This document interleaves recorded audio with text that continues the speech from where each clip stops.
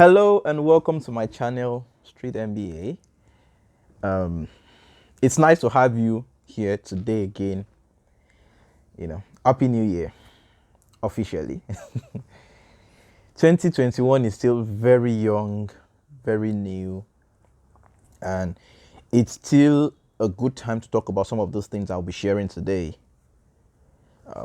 One of the things I do every year is try to evaluate the previous year. So I did that with 2020, I did that with 2020, 2019, and the previous years. And part of the evaluation that I do every year is to get my account statement from 1st of January till 31st of December. And I try to check, I go through it line by line. I want to check, what did I spend my money on? Where did my money come from? Where did my money go? And all of those things, okay? And I did that for 2020 and I didn't like the outcome. I made a lot of terrible mistakes in 2020 with money. I realized I was very reckless with money. Not because money didn't come in, but I wasn't prudent enough. I wasn't disciplined enough. And the issue with that is there are times opportunities will come around and if you have not been disciplined with money, you won't be able to jump on some opportunities. For example, this year alone, BTC has been, aiming for the moon. But my problem is not with BTC.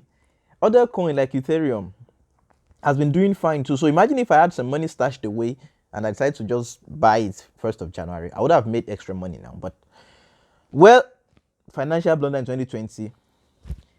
My body have calmed down in 2021. But that's one of the things I want to talk about money management. It's still very early to make certain decisions, make certain adjustments. Funny enough, I have seen people that they've been posting some jokes on social media that, can we restart 2021? I don't do mistake and all of that. So some of us are still trying to get over some of the reality from 2020. So I'm going to be talking about money management today. I'm going to be talking about two principles you can apply. Now, most importantly, you must be disciplined about these things. You must be very disciplined about it. It is very important. So the first principle I'll be talking about is the 50-30-20 rule. So for every money that comes in, be very strict with it.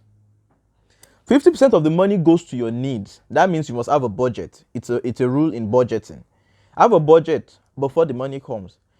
There's this joke and this prayer I used to say that, God, please, whenever money will come to my hand, let the money meet sense in my head.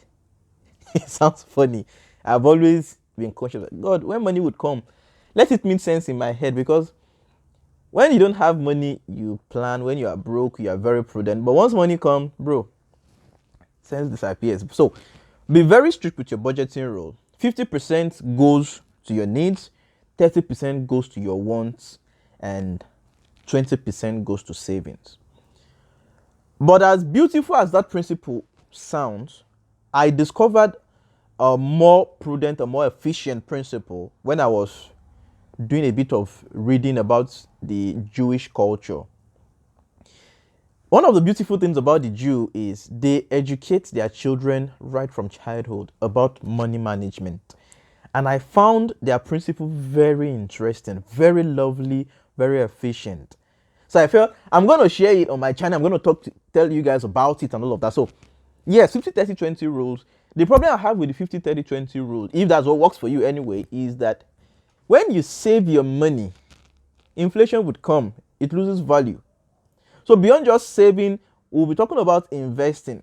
So for the Jewish principle of money management, it says that whatever money comes, spend 50% of it, invest 20%, save 10%, give 10% as tithes. For those of you who are spiritual and you believe in tithes and all of that, then 10% should be for giving. See, be a nice person, but be a nice person with a budget. It's good to be nice, it's good to give, it's part of our culture, but have a budget for it. So for every money that comes, so what they do is they have 4 jars where For every $10 that come, 10% goes into a jar for saving, 10% goes into a jar for giving, 10% goes into a jar for tithes, 20% goes into a jar for investing, and of course 50% goes into spending. This is a principle you should imbibe. It does not matter if the money is 1,000 naira or 50,000 naira. If you're not disciplined with 1,000 naira, you're not going to be disciplined with 50,000 naira. So that's why I said if I knew this, I would have money saved somewhere to jump on opportunities. Gold has been shooting up in value. Yes, buying land has its own return, but very minimal. But even at that, when you have money, it helps you train your mind towards investing. And one of the things investing does is it trains you to keep money for long-term purposes. So it does not matter if the return on the investment is 5% or if it is 20%, but it's a culture you must imbibe. For every money that comes through your hand, starting from today, remove 20% that you're going to invest. Now, 10% for saving, of course. What I call savings delayed spending. Okay, I call it delayed spending. That is what I call savings. But most importantly, 20%, worst case scenario, invest that.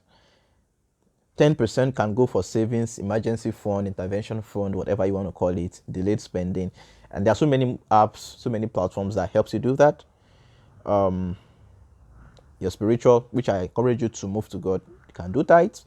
You want to be nice to people, give to people. But most importantly, have a structure for your money. And the last thing I want to talk about is keep record of every of your expenses this year, every of your daily expenses. As much as possible, let every money you would spend go through your banking applications. They keep track so that when you are printing your financial statement, you know where your money went to. And to wrap it up, check worthboard.com. They have a beautiful application there that you can use to track your income, your expenses, and your assets.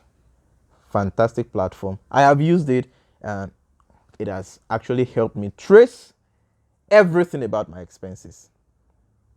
If you have not subscribed, do well to subscribe. And of course, let me know in the comment section what you think about these principles. What are your commitments? What are your goals financially? And most importantly, but discipline about it. This is Street MBA. I'm Adeolu Timothy.